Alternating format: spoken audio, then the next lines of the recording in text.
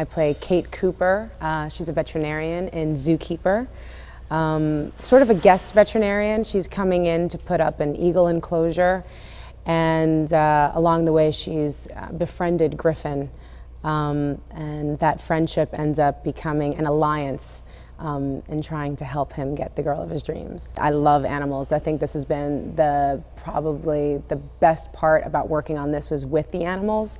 Unfortunately, I don't get to work with them as much as certain other people on this movie, so I hope they appreciated it, because it was a pretty amazing thing to have those be your stars, and believe me, they are the stars of this movie. I'm watching some of the footage from Crystal and Tweet and Rosie. These are all, that's the monkey and the giraffe and the elephant, and I don't know, I was amazed at how well they took direction.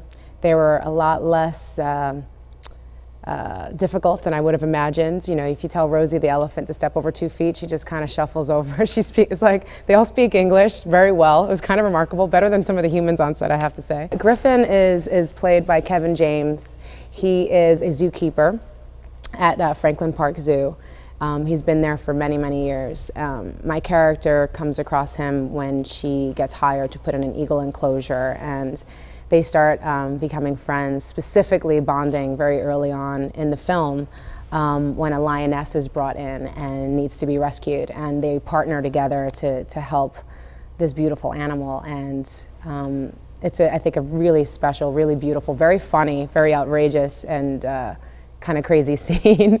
A lot of like physical comedy and hijinks, but it's a really beautiful moment of showing just how committed they are to what they do. There's a lot of slobber involved. There's a lot of discomfort involved, but it's a high energy scene, you know, when you're trying to save a life. And I don't know, it's an amazing gift to be working with someone who has so many years of experience like Kevin does in comedy, and I've definitely taken a lot of my cues off of him, especially in a scene like that that required a lot of physical comedy. When I would you know, be practicing to do the scene, I'd really work on my one joke that I had to do, and then they're over here throwing out a second and third joke, and I'd like feel the delivery kind of going, and I don't know, and it's just, they just have it down. They just keep trying to outdo each other and kind of really mess you up, and you gotta be ready. You got, like, the improv has got to be there. And I was very excited on one of the first scenes that we did. Actually, the first scene that we did,